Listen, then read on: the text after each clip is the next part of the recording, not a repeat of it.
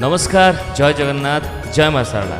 आज गोटे सुंदर गीत रेकर्डिंग करिछु जहाँ को स्वर देइचंती एवं रचना करिसंती ओडिशा स्काट नवरत्न पुरस्कार प्राप्त कनिका भास्कर डालिका इंदा रत्न वरिष्ठ समाजसेवी डॉक्टर हयग्रीव गुरु।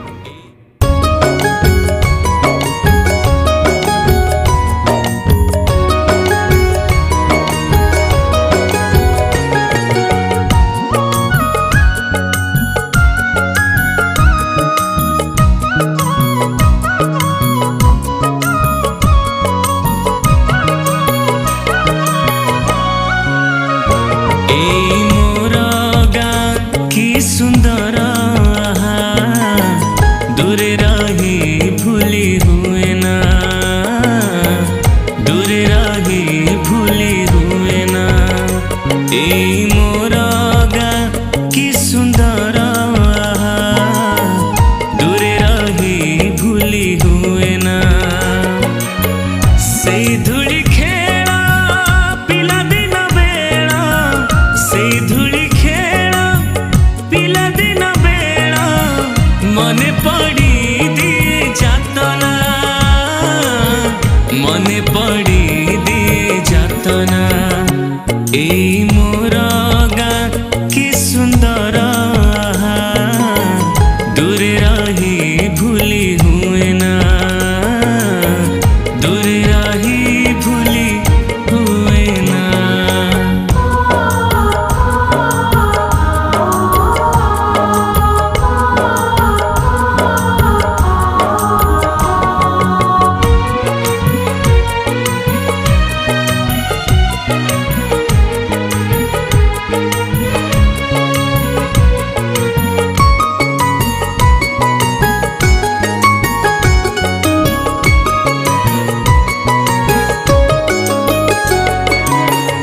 এই জনম ভূমি সুন্দর দিশাই, এই জনম ভূমি সুন্দর দিশাই। মন ন হুয়াই ছাড়ি ଯିବା ପାଇଁ ଏଠି ଥିଲେ ଟାଣେ କର୍ତ୍ତବ୍ୟର ଡୋରି, ଏଠି ଥିଲେ ଟାଣେ କର୍ତ୍ତବ୍ୟର ଡୋରି। ଦୂରେ ଚାଲି ଗଲେ ଉଠାଏ ଝୁରି ମୋ ଗାଁ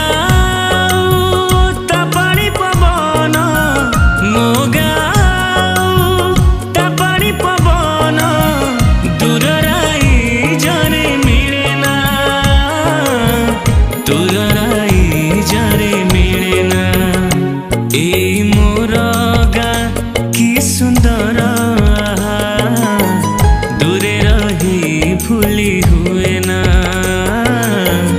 दूरे रही भूली हुए ना।